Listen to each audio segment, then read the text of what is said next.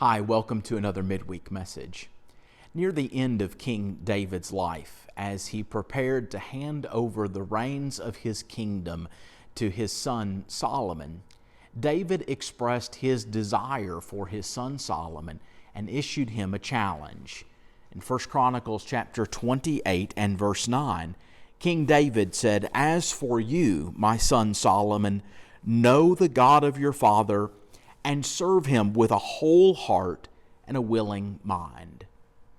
What God expects of us today is nothing less: to know him and to serve him with a whole heart and a willing mind.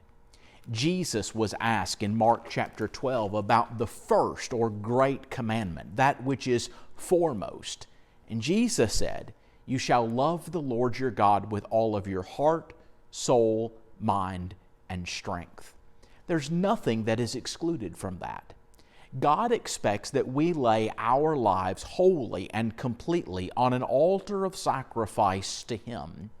That there is no corner of our closet, no chamber of our heart, no little bit of our life that we hold selfishly in reserve for ourselves or for someone else, but rather that we offer our whole heart, that we offer everything that we are to Him, but also that we do so, as David challenged Solomon, willingly.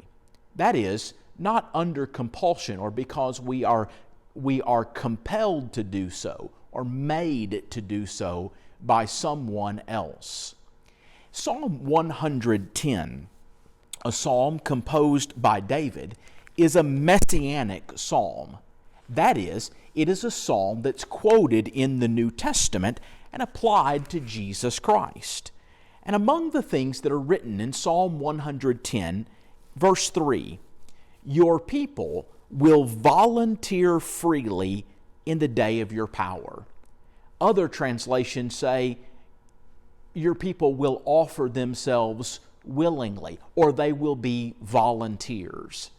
I particularly like the marginal reading, the footnote reading in my Bible. "Your people will be free will offerings." That is, they will not be offerings that they are compelled to make, that someone makes them offer, but rather they themselves will be offerings of their own heart and mind, of their own accord. They will offer themselves in service to God. As Paul wrote to the Corinthians in 2 Corinthians 9, not grudgingly or of necessity. That is, not because someone has made you do it.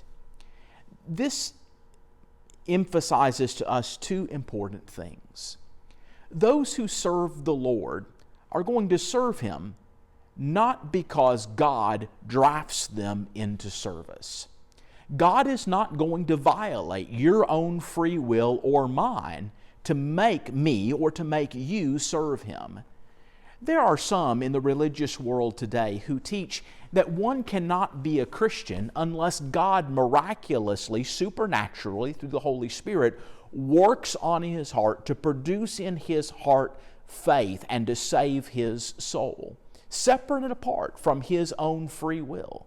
That's just not simple. That's simply not what the Scriptures teach.